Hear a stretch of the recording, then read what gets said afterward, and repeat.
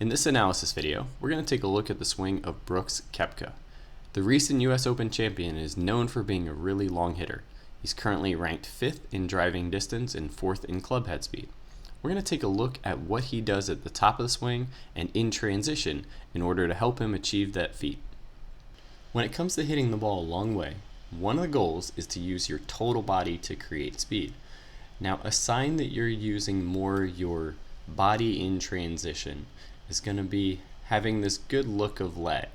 We're going to break down that look of lag just a little bit more, because most people think that lag either comes from starting your lower body or having really good sequencing, or from hinging your wrists a lot in transition.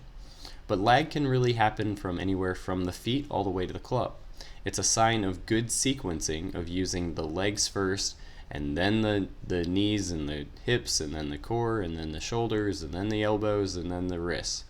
The better that you have that sequencing, the more you're going to achieve a powerful look just like Brooks. Now, one of the places that I find amateurs really miss out on this lag is in the shoulders. So what we'll see is Brooks does a really good job of getting that right arm in front and letting that left arm kind of drift a little bit across his body as he works in transition.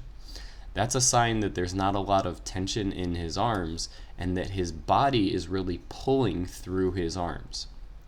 So as we look at it one more time, you'll see that that right arm gets in front of his body very quickly. This is a similar elbow look to another long hitter, Dustin Johnson. Now, one of the keys to making sure that that move works is to make sure that when the arm gets in front of you, your forearms have enough relaxation in them so that the club shallows during that phase. Many amateurs that I've taught trying to get that arm in front of their body tend to steepen the club early in the downswing, and that can lead to a whole host of contact, path problems, you name it. There are two things that Brooks does in order to help make it easier for him to get that right elbow in front of his body. If we back him up to the top of the swing, you'll see that while he has a big full shoulder turn, he has a lot of arm height, you can see that that right elbow stays more or less in front of his pec. From this down the line, you can see, again, looking at either the elbow space or just the relationship of the right arm to that pec, you can see that it stays pretty much in front of his body.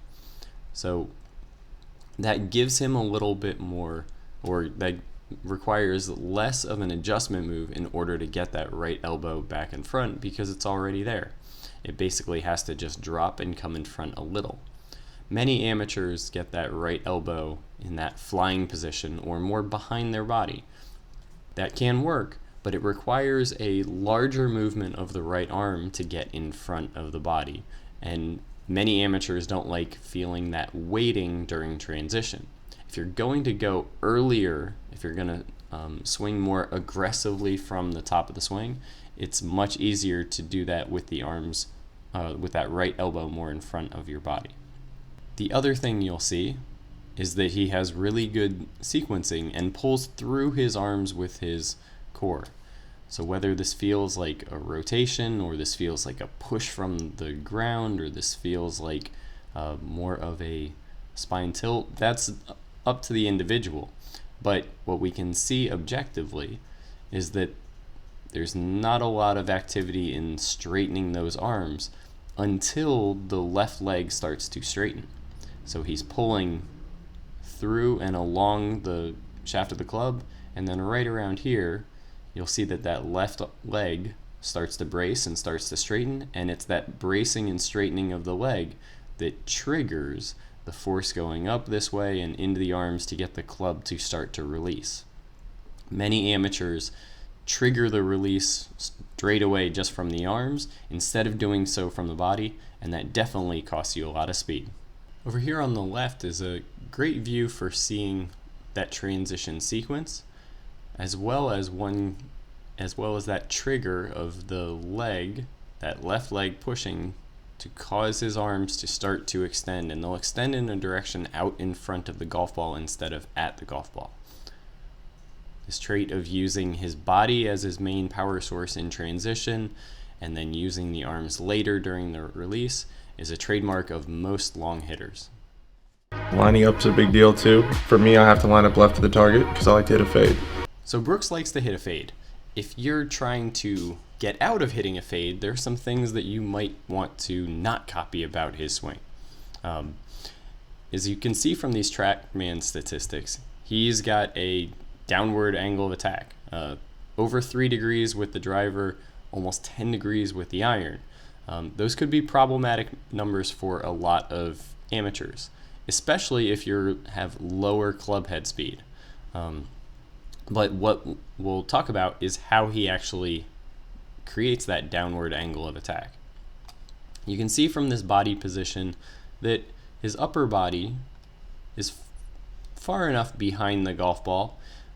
He could have a touch more tilt, but he's got a good amount of axis tilt to where a lot of players with this body position would have a flat or possibly even positive angle of attack. So that tells us that the way he steepens the club must be coming more from the release. What you can see is he gets his leftward path and his fade more from the lack of ulnar deviation or having a little bit more of a steeper pattern during his release, where basically that left wrist doesn't fully unhinge. He gets a little bit more of a roll movement in order to help him square the face. That roll movement does move the path left and frequently causes downward angle of attack. One other thing to note, that roll release tends to create a look in the follow through that has a bit more arm bend. So if you really hate the look of having a chicken wing, then having a steeper movement of your wrist during the release might not be a move that you want to try to copy. But if one of your goals is to create more speed, then modeling what Brooks does at the top of the swing and in transition will definitely help you accomplish that. If you like the way we broke down Brooks' swing, then please like, subscribe, or share this video. If you want to learn more about transition and how to maximize power, I've included a playlist to a series of transition videos. You can head over to Golf Smart Academy and sign up for a free membership. There you can watch any of the transition videos. They're organized so you can create a deeper understanding of how guys like Brooks are able to hit it as far as they do.